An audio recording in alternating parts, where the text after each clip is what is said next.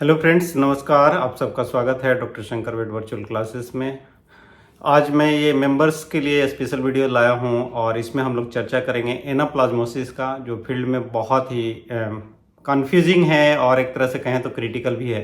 Anaplasmosis के cases बहुत देखने को मिलते हैं और वो कंफ्यूज करता है दूसरे हेमोपैरासाइट से। तो आज मैं बताऊँगा आप लोगों को कि किस तरह से आप उसको क्लिनिकली डायग्नोस कर पाएंगे, क्या क्या स्पेशल सिम्टम है जो दूसरे हीमोप्रोटोजोआ में नहीं होते हैं, और किस तरह से इसका ट्रीटमेंट अप्रोच लेना है, और फिर सपोर्टिव मेडिसिन क्या देना है ताकि आप बेहतर प्रैक्टिस कर सकें और जानवरों को बेहतर से बेहतर इलाज प्रोवाइड कर सकें जिनको एनाप्लाज्मोसिस हो।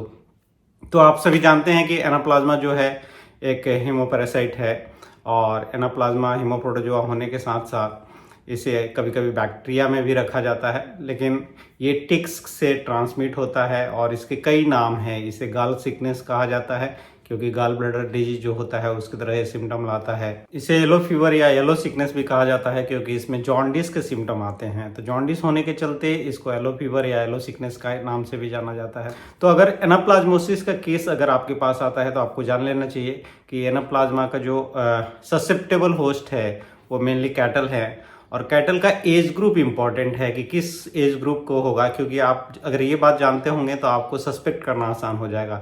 जनरली एनाप्लाज्मोसिस 6 महीने से कम के बच्चों में नहीं होता है। 6 महीना से 1 साल की उम्र तक में मॉडरेट सिम्टम्स के साथ होता है। 1 साल से ज़्यादा के जो जानवर होते हैं उनमें सीवियर सिम्टम हो सकता है, या 2 साल से जो ज़्यादा के होंगे उनमें सीवियर सिम्टम होता है और उनमें मोर्टालिटी भी बहुत ज़्यादा होती है। यानी कि जो एडल्ट एनिमल हैं जिनकी उम्र ज़्यादा है उनमें सीवियर फॉर्म में एनाप्लाज्मोसिस होता है, जबकि छोटे जानवरों में, कम उम्र के जानवरों में एनाप्लाज्मोसिस के सिम्टम थोड़े माइल्ड होते हैं और उनको मैनेज करना आसान होता है। और ऐसे आप कह सकते हैं कि 6 महीने से पहले तो होता ही नहीं है। तो अगर आपका केस 6 महीने से पहले का बच्चा है और वहाँ पे एनाप्लाज्मोसिस आप सस्पेक्ट करते हैं तो गलत कर रहे हैं, वहाँ होने के चांसेस नहीं हैं। तो ये तो हो गया कि होस्ट कौन सा है, किस एज ग्रुप का है। अगर एनाप्लाज्मोसिस हो गया है तो उसके फील्ड में जनरली आजकल वेट लैब बहुत हैं और मैं देखता हूं कि वेट लैब में रिपोर्ट में अक्सर एनाप्लाज्मा पॉजिटिव दे देते हैं, जो कि मुझे नहीं लगता है कि कोई कंक्लूसिव है। अगर वो क्लिनिकल साइन और सिम्टम्स को कोरिलेट करता है तो आपको एनाप्लाज्मोसिस मानना चाहिए, क्योंकि एनाप्लाज्मा जो है ज़्यादातर जानवर कैरियर होते हैं और उसके सिम्टम नहीं होते हैं, और फिर वहाँ पे आप कंफ्यूज हो जाएंगे तो जो एक्चुअल बीमारी होगी वो मिस होगी और उसका फिर से आप इलाज नहीं कर पाएंगे। तो करना क्या है कि आपको बेहतर तरीके से इसका सिम्टम जान लेना चाहिए कि क्या क्या लक्षण हैं। तो एनाप्लाज्मोसिस कुछ केसेस में बहुत ही सीरियस कंडीशन होता है और ये भी आप कहा जाता है कि घंटों के अंदर ही पशु की मौत हो जाती है। तो पहला एनाप्लाज्मा जो है काम करने वाला है वो एनीमिया करता है, यानी कि ये आरबीसी की लाइसिस कराता है। जिस आरबीसी में इन्फेक्ट करता है उस आरबीसी की फिर डेथ हो जाती है जल्दी से स्प्लीन में जाके, और वहाँ पे वो जो आरबीसी की कमी है उसके चलते हीमोग्लोबिन बहुत कम हो जाता है, और हीमोग्लोबिन जब कम हो जाएगा तो एनिमल को डिस्पनिया होता है या ऑक्सीजन सप्लाई जो है प्रॉपर पूरे टिश्यू को नहीं हो पाता है, जिसके चलते जो जानवर है अपने आप को थका थका महसूस करता है या कमज़ोर महसूस करता है, खड़ा नहीं होना चाहता है। तो इस तरह के सिम्टम अगर आपको दिखते हैं तो आपको एनीमिया अगर देखना है तो आपको म्यूकस मेम्ब्रेन देखना चाहिए। आप आई का म्यूकस मेम्ब्रेन देख सकते हैं, फीमेल है तो वहाँ पे वल्वर म्यूकस मेम्ब्रेन आप देख सकते हैं। वल्वर म्यूकस मेम्ब्रेन देखेंगे तो टिपिकली आपको उसमें एकदम पैल म्यूकस मेम्ब्रेन दिखेगा, यानी कि सफ़ेदी की तरफ जाएगा, या आपको वहाँ पे जॉन्डिस भी दिख सकता है अगर एनाप्लाज्मोसिस का केस है। तो जॉन्डिस के जो सिम्टम हैं वो सबसे पहले स्क्लेरा में आते हैं, यानी कि आई की स्क्लेरा है वो पीली पड़ जाती है। आप देखेंगे तो कान के अंदर में भी पीला पड़ जाता है, उसके अडर में भी पीलापन रहता है, या जहाँ पे भी म्यूकस मेम्ब्रेन है वहाँ पे अगर आप देखेंगे तो धीरे धीरे पीलापन आता है। तो फिर आपको कंफर्म होता है कि ये केस जो है जॉन्डिस में चला गया है। एक्चुअली ये जो पैरासाइट है ये लीवर डैमेज भी करता है और हिपैटिक डैमेज के चलते वहाँ पे, और या आप कह लीजिए कि जो गाल ब्लैडर है उसका जो बाइल है वो एक साथ जमा होने लग जाता है और वो फ्लश आउट नहीं होता है, तो गाल सिकनेस जैसा सिम्टम आता है, और फिर वहाँ पे हेपेटाइटिस के जो सिम्टम होते हैं जॉन्डिस के आपको वहाँ पे देखने को मिलते हैं। तो जॉन्डिस और एनीमिया 2 चीज़ें हैं जो कि टिपिकली आपको देखने को मिलेंगी। पहला जो जजमेंट किया जाता है कि जब भी हीमोप्रोटोजोआ है तो उसमें पायरेक्सिया होगी, यानी कि फीवर रहेगा, बुखार रहेगा। बुखार इसमें आपको हमेशा 106 डिग्री फ़ारेनहाइट के नीचे ही रहता है। एनाप्लाज्मा का टिपिकल है, कभी भी इसमें आपको 106 डिग्री के ऊपर टेम्परेचर नहीं जाता है। तो ये भी आपको ध्यान रखना चाहिए कि अगर आप एनाप्लाज्मोसिस सस्पेक्ट कर रहे हैं तो बुखार जो है उसका 106 डिग्री के नीचे है कि नहीं है। 105 106 के बीच में है तो वहाँ पे आप एनाप्लाज्मोसिस सस्पेक्ट करते हैं। दूसरा एक जो टिपिकल प्रेजेंटेशन होता है, अगर आप देखेंगे तो ये हिमरेजिक स्पॉट्स लाता है। कहने का मतलब ये ब्लीडिंग डिजॉर्डर कराता है। इसमें प्लेटलेट काउंट कभी कभी कम हो जाता है, या हेपेटिक इम्पेयरमेंट के चलते, लीवर जो खराब होता है उसके चलते जो क्लॉटिंग फैक्टर्स हैं वो प्रॉपर नहीं बन पाते हैं, तो एनिमल में ब्लीडिंग डिजॉर्डर होता है सीरियस केसेस में। तो उसमें अगर आप देखेंगे तो वल्वा के ऊपर पिन पॉइंट हिमोरेजेस दिखेंगे, यानी कि रेड डॉट डॉट, जैसे कि रेडनेस के डॉट अगर आपको वल्वा के ऊपर या जीभ के ऊपर या उसके कान के ऊपर या अडर के ऊपर, मतलब उसे हम लोग पेटेकियल हेमरेजेस कहते हैं, यानी कि हेमरेजिक स्पॉट्स अगर आपको देखते हैं तो आपको वहाँ डेफिनेटली सस्पेक्ट करना चाहिए कि ये केस जो है एनाप्लाज्मोसिस का है। हेमरेजिक स्पॉट्स एक्सटर्नली आपको अगर म्यूकस मेम्ब्रेन पे दिख रहा है, कभी कभी आप देखेंगे तो स्क्लेरा आई के जो म्यूकस मेम्ब्रेन होता है उस पे भी हेमरेजिक स्पॉट्स मिलते हैं। तो डिफरेंट जो म्यूकस मेम्ब्रेन हैं जहाँ पे आप देख सकते हैं वहाँ पे अगर आपको हेमरेजिक स्पॉट्स मिलते हैं या आप इंजेक्शन लगाते हैं और ब्लीडिंग होने शुरू हो जाता है और एनिमल एनीमिक है, फीवर में है, यानी कि जहाँ आप इंजेक्शन लगाते हैं वहाँ पे स्वेलिंग फटाफट आती है, वहाँ से ब्लड क्लॉट नहीं करता है, तो आपको सस्पेक्ट करना चाहिए कि ये एनाप्लाज्मोसिस का केस है। बाकी धीरे धीरे जानवर जो है एकदम सूखता चला जाता है और उसको खड़े होने में भी दिक्कत आती है। कुछ केसेस में इन सारे सिम्टम्स के साथ साथ आपको सांस लेने में भी काफ़ी कठिनाई पशु को महसूस होती है। सांस वो ज़ोर ज़ोर से लेता है।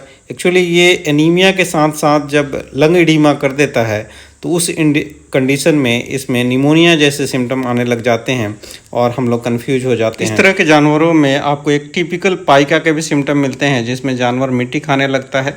मिट्टी खाना हर हीमोप्रोटोजोआ में हो सकता है जहाँ पे सीवियर एनीमिया हो। अल्टीमेटली जब उसका हीमोग्लोबिन लेवल 4 के नीचे आ जाता है फिर वहाँ सर्वाइव कर पाना मुश्किल होता है। तो जब हीमोग्लोबिन 4 के ऊपर हो और पीसीवी यानी कि पैक्ड सेल वॉल्यूम जो होता है जिसे हेमेटोक्रिट कहते हैं वो 15% से ऊपर हो तो वहाँ पे सर्वाइवल के चांसेस रहते हैं और वहाँ पे आप केस को मैनेज कर लेंगे। तो होलिस्टिक अप्रोच लेना होगा तभी आपका जो केस है वो मैनेज होगा। पहला तो आपको काम ये करना पड़ेगा कि एनाप्लाज्मा जो मल्टीप्लाई कर रहा है उसको रोकना होगा। तो ट्रीटमेंट के लिए, एनाप्लाज्मोसिस के ट्रीटमेंट के लिए ऑक्सीटेट्रासाइक्लिन आप ले सकते हैं। ऑक्सीटेट्रासाइक्लिन हालांकि पैरासाइट को पूरी तरह से क्लीन नहीं करता है, एनाप्लाज्मा को बॉडी से निकालता नहीं है, लेकिन ऑक्सीटेट्रासाइक्लिन का जो लॉन्ग एक्टिंग प्रिपरेशन आता है उसका 20 mg पर kg बॉडी वेट के हिसाब से आप लगाएं। टेट्रासाइक्लिन आप 72 आवर्स या 48 आवर्स के बाद एक अल्टरनेट डे के बाद यानी कि आप एक शॉट और लगाएंगे। कुल मैं जो अपना रिकमेंडेशन करता हूं, मैं जो अपना प्रैक्टिस करता हूं उसमें मैं 3 शॉट लगाता हूं हर 48 घंटे के इंटरवल पे, तो वहाँ पे आपको उसमें सक्सेस मिल जाता है।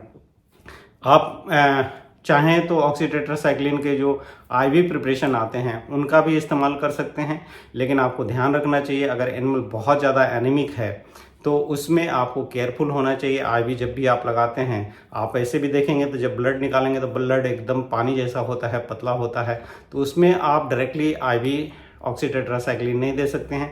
तो आप नॉर्मल सलाइन में मिक्स करके उसको इन्फ्यूज़ कर सकते हैं। पहले दिन अगर पायरेक्सिया वाले फेज में है, फीवर बहुत ज़्यादा है, कंट्रोल नहीं हो रहा है, तो उसमें आप प्लेन ऑक्सी के साथ भी जा सकते हैं।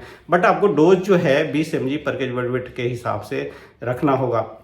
प्लेन ऑक्सी अगर आप देखेंगे तो उसमें 50 mg पर ml होता है, तो उसका कैलकुलेशन आपको करना पड़ेगा कि 1 ml में 50 mg है तो 400 किलो के लिए कितना लगेगा, 20 mg से आप कैलकुलेट कर लीजिए। जबकि लॉन्ग एक्टिंग जो ऑक्सीटेट्रासाइक्लिन है वो 200 mg पर ml में रहता है।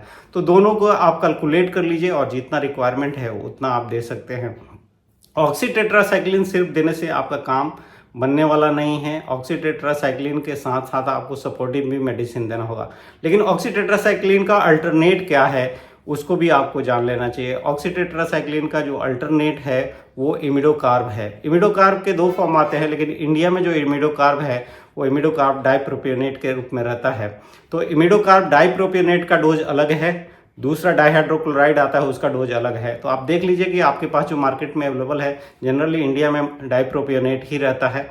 तो इमिडोकार्ब का जो डोज है एनाप्लाज्मा के लिए वो 2 तरह का डोज है, 3 mg पर केजी बॉडी वेट या 5 mg पर केजी बॉडी वेट, यानी कि 3 मिलीग्राम पर केजी बॉडी वेट के हिसाब से आप देंगे तो वो एनिमल को पूरी तरह से बॉडी से निकालता नहीं है। दूसरा 5 mg पर केजी बॉडी वेट के हिसाब से देंगे तो सारे के सारे पैरासाइट को मार देगा, बॉडी के अंदर एक भी पैरासाइट नहीं रहेगा, तो कैरियर फॉर्म में वो नहीं बनेगा। तो जनरली प्रैक्टिस में ये किया जाता है, क्योंकि ये जो ड्रग है इसके साइड इफ़ेक्ट भी बहुत ज़्यादा आते हैं। इमिडोकार्ब एक ऑर्गेनोफॉस्फोरस ग्रुप का मेडिसिन है, इसको लगाते ही एनिमल में बेचैनी हो सकती है, सलाइवेशन हो सकता है, बहुत सारी परेशानियां आ सकती हैं। तो इसके लगाने का तरीका भी है, मैं अभी आपको समझाऊंगा कि किस तरह से इमिडोकार्ब को लेना है। तो मैं जो प्रैक्टिस करता हूँ वो उसमें 3 mg पर केजी बॉडी वेट के हिसाब से मैं देने की कोशिश करता हूँ। खास करके अगर प्रेग्नेंट एनिमल है तो उसमें एवर्सन करा सकता है, तो प्रेग्नेंट एनिमल में आपको ध्यान रखना पड़ेगा कि इमिडोकार्ब कैसे देना है। या जो कमज़ोर जानवर हैं उनमें इमिडोकार्ब एक शॉट में लगाएंगे तो फिर परेशानी हो सकती है। तो इमिडोकार्ब का अगर 3 mg पर केजी बॉडी वेट के हिसाब से लगाना है तो कितना डोज बनता है मैं आपको बता दूं कि जो इमिडोकार्ब आता है वो 120 mg पर ml होता है। कहने का मतलब 10 ml के इमिडोकार्ब के वायल में आप देखेंगे तो 1200 mg उसमें रहता है। तो 3 mg के हिसाब से अगर लगाएंगे तो 400 किलो के लिए 1200 mg बनता है, यानी कि 10 ml 400 किलो के लिए बनता है। इस पे अगर आप देखेंगे तो वायल पे लिखा हुआ है इंट्रामस्कुलर सबक्यूटेनियस रूट। सबकट देना है कि इंट्रामस्कुलर देना है? इंट्रामस्कुलर अवॉइड करना चाहिए, बेहतर ये होता है कि आप सबकट रूट से दें। सबकट रूट से भी फुल डोज 10 ml एक साथ न लगाएं, बेहतर ये होगा कि 5 ml एक बार लगाएं और 2 घंटे के बाद 5 ml उसका फिर से लगाएं और सबकट रूट से लगाएं। तो इसमें जो जानवर में परेशानियां हैं, इसके टॉक्सिक इफेक्ट्स हैं, वो कम हो जाता है और आपका काम भी बन जाता है। इसको आप 14 दिन के बाद फिर से एक शॉट रिपीट कर सकते हैं, तब जाके एनिमल में एनाप्लाज्मोसिस को कंट्रोल किया जाता है। ये एनाप्लाज्मोसिस के लिए बेस्ट ड्रग है, लेकिन आपको इसके साइड इफेक्ट को भी कंसीडर करना होगा। आप चाहें तो ऑक्सीटेट्रासाइक्लिन और दोनों को कंबाइन भी कर सकते हैं, लोअर डोज पे इसको रख लीजिए। 5 mg पे जाने की कोशिश मत कीजिए, 5 mg पे अगर जाएंगे तो वहाँ पे इसके सीरियस इफेक्ट आ सकते हैं। तो 3 mg से ही रखिए, 3 mg वाले पे, और 14 दिन के बाद रिपीट कीजिए। तो मुझे लगता है कि आपका जो एनाप्लाज्मा है वो बॉडी से डेफिनेटली क्लीन हो जाएगा अगर आपने ऑक्सीटेट्रासाइक्लिन के साथ रखा है। तो ये 2 दवाएं हैं जो एनाप्लाज्मा को मारेंगी, लेकिन उसके जो सेकेंडरी इफेक्ट हैं उनको ठीक करने के लिए आपको सपोर्टिव मेडिसिन लेना होगा। सपोर्टिव मेडिसिन लेना बहुत उतना ही इंपॉर्टेंट है जितना कि आपको एनाप्लाज्मोसिस को किल करना है। तो सपोर्टिव मेडिसिन नहीं लेंगे तो जानवर की ऐसी ही जान चली जाएगी। मैं कह रहा था कि इसमें सीवियर एनीमिया होती है, यानी कि ब्लड का जो हीमोग्लोबिन है और आरबीसी काउंट है वो बहुत ज़्यादा डाउन हो जाता है। तो आरबीसी को आपको इम्प्रूव करना है। अगर उसका हीमोग्लोबिन 4 से नीचे है या पीसीवी 15 से नीचे आ गया है तो वहाँ पे आपको ब्लड ट्रांसफ्यूजन की ज़रूरत पड़ती है। अगर आपको जानवर की जान बचानी है तो ब्लड ट्रांसफ्यूजन में आप 3 से 5 लीटर ब्लड ट्रांसफ्यूज कर सकते हैं। पहली बार में परेशानी नहीं होती है, समस्या सिर्फ बैग का है। अगर आपके पास बैग अवेलेबल है तो किसी भी जानवर से, जो गाय हो उसी ब्रीड की हो तो अच्छी बात है। अगर देसी है तो देसी ब्रीड का, अगर क्रॉस ब्रीड है तो क्रॉस ब्रीड का आप 3 से 5 लीटर ब्लड निकाल लीजिए और फिर उसको आप इंट्रावेनस दे सकते हैं। अगर ब्लड ट्रांसफ्यूजन पॉसिबल नहीं है तो उस केस में आपको सपोर्ट करके उसको ब्लड को इन्हांस करना पड़ेगा। ब्लड इन्हांस करने के लिए आपको क्या करना है? एक तो ब्लड बनने के लिए बी कॉम्प्लेक्स की रिक्वायरमेंट होती है, तो आप कोई भी मल्टी विटामिन वाला जो इंजेक्शन आता है उसको 5 से 7 दिन तक इस्तेमाल कीजिए, जिसमें बी कॉम्प्लेक्स के सारे हों। यानी कि कॉन्सिप्लेक्स यहाँ पे बेस्ट काम में आता है। तो कॉन्सिप्लेक्स में अगर आप देखेंगे तो बी कॉम्प्लेक्स के सारे कंपोनेंट हैं और वो ब्लड फॉर्मेशन में हेल्प करता है। दूसरा, आपको यहाँ पे एस्कॉर्बिक एसिड ले लीजिए, vitamin C. Vitamin C injectable में भी ले सकते हैं। अगर इंजेक्टेबल लेना है तो आपको एक चीज़ विशेष ध्यान रखना चाहिए कि इसको इंट्रामस्कुलर नहीं लगाते हैं, क्योंकि ये पेनफुल होता है। और अगर आप पेनफुल कोई भी इंजेक्शन लगाएंगे तो वहाँ पे कार्डियक अरेस्ट आने के चांस रहते हैं। अगर एनिमल जो है एनीमिक है, कमज़ोर है, तो हार्ट अटैक आता है, क्योंकि दर्द होगा तो हार्ट रेट बढ़ता है और हार्ट रेट बढ़ेगा तो फिर बेचैनी होगी और कोलैप्स कर सकता है एनिमल। तो आप इसको हमेशा ही इंट्रावेनस लगाएं, उसमें ब्लड सक कर लीजिए जितना ml है, और धीरे धीरे स्लोली आप डायरेक्टली इंट्रावेनस इसे दे सकते हैं। तीसरा क्या करना है कि आप सोडियम एसिड फॉस्फेट को ले लीजिए। सोडियम एसिड फॉस्फेट लेने से क्या होगा कि वो एक तो एनर्जी भी प्रोवाइड करता है। इसको इंजेक्टेबल में भी ले सकते हैं, आप ओरल भी इसके पाउडर आते हैं उसका भी इस्तेमाल कर सकते हैं। और दूसरा, ये ब्लड के पीएच को कंट्रोल करता है, जिससे कि आरबीसी की लाइसिस थोड़ी है वो कम हो जाती है और उसका लाइफ स्पैन बढ़ जाता है और आरबीसी को भी एनर्जी मिलता है। तो सोडियम एसिड फॉस्फेट एटीपी बनाने में हेल्प करेगा, इसलिए आप यहाँ पे सोडियम एसिड फॉस्फेट ले सकते हैं। सोडियम एसिड फॉस्फेट जो है एक तीसरा काम करता है, जो रूमेन माइक्रोफ्लोरा हैं उनके ग्रोथ के लिए भी रिक्वायर्ड होता है। तो अगर जो चारा जानवर नहीं खा रहा है उसमें अगर आप सोडियम एसिड फॉस्फेट ऐड करते हैं तो उसमें रूमेन माइक्रोफ्लोरा फ्लरिश करते हैं और उसका एपेटाइट जो है वो रिगेन हो जाता है। तो इन 3 चीज़ों को तो आपको सपोर्टिव में रखना होगा। दूसरा काम क्या करना है, जैसे मैं बता रहा था कि उसमें क्या हो रहा है कि ब्लड की कमी हो गई है, यानी कि खून कम हो गया है, तो आयरन का ओरल सप्लीमेंटेशन करेंगे। आप लोगों को मैंने बार बार बताया है कि आयरन इंजेक्शन में यहाँ पे कभी भी नहीं देना है। अगर इंजेक्शन में आयरन देंगे तो जॉन्डिस और बढ़ जाएगा। तो इंजेक्शन में आयरन नहीं देना होता है, क्योंकि यहाँ जो है ब्लड का लॉस नहीं है, कहीं भी ब्लड लॉस नहीं होता है।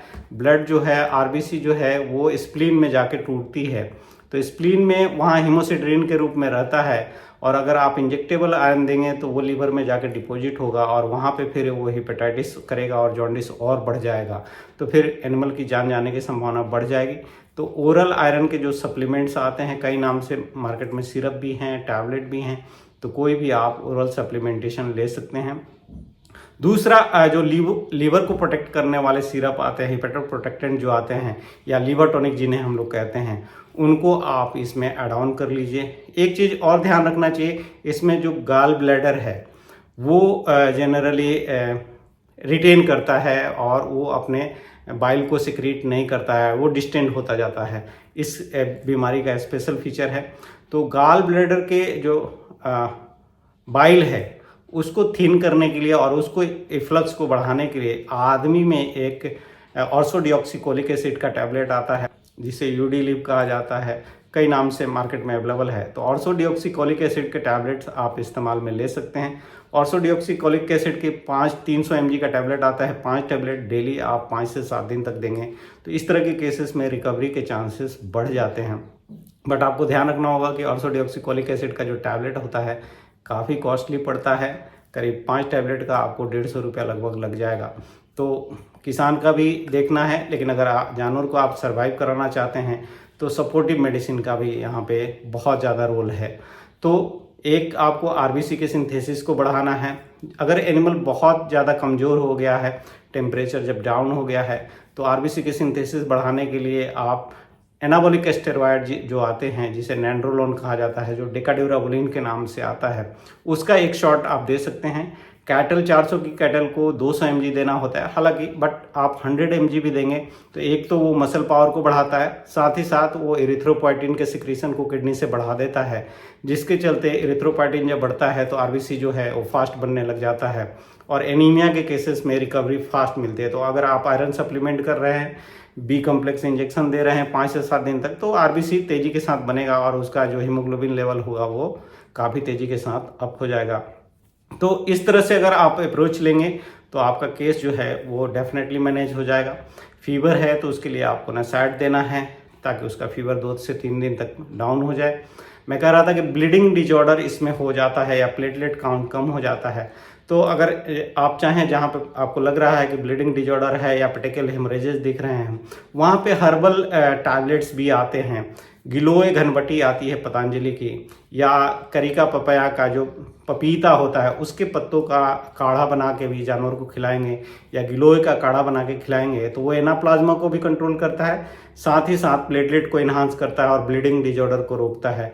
तो इस तरह से आप होलिस्टिक अप्रोच लेंगे, इंडिविजुअल केस के लिए इंडिविजुअल थेरेपी करेंगे तो आपके केस में सक्सेस के चांसेस बढ़ जाएंगे। तो मुझे लगता है कि ये वीडियो आप लोगों को एनाप्लाज्मोसिस को फील्ड में पहचानने में ज़रूर मदद करेगा और बेहतर से बेहतर आपको ट्रीटमेंट देने में हेल्प करेगा। तो इसी तरह से आप लोग जुड़े रहिए। लास्ट तक मैं कहूँगा कि जो भी मेरे वीडियोस हैं मेंबर के लिए मैं बनाता हूँ वो 159 पर मंथ वालों के लिए अभी मैं बना रहा हूँ, लेकिन मैं कुछ घंटों या 24 घंटे या 48 घंटे तक इसको सबके लिए रखता हूँ। तो जो इक्वाइन वाले मेंबर्स हैं उनसे मेरा रिक्वेस्ट है कि वे अपना 159 में अपग्रेड कर लें, क्योंकि ये वीडियो कुछ घंटों के लिए तो सबके लिए रहेगा, लेकिन बाद में आपको एक्सेसिबल नहीं होगा। तो बेहतर ये है कि आप इक्वाइन से अपग्रेड करके आप 159 पर मंथ वाले में चले जाएं। अभी भी आप लोग मेरे साथ जुड़ रहे हैं, बहुत सारे मेरे साथ मेंबर जुड़े हैं, तो मुझे भी थोड़ा सा बूस्टअप मिलता है कि चलिए आपके लिए कुछ काम करें। तो इस तरह से मैं आप लोगों के लिए हमेशा वीडियो लाता रहूँगा जो कि आपकी प्रैक्टिस को थोड़ा बेहतर बनाएगा और मुझे लगता है कि आप बेहतर सर्विसेज दे पाएंगे। बहुत बहुत धन्यवाद। नमस्कार।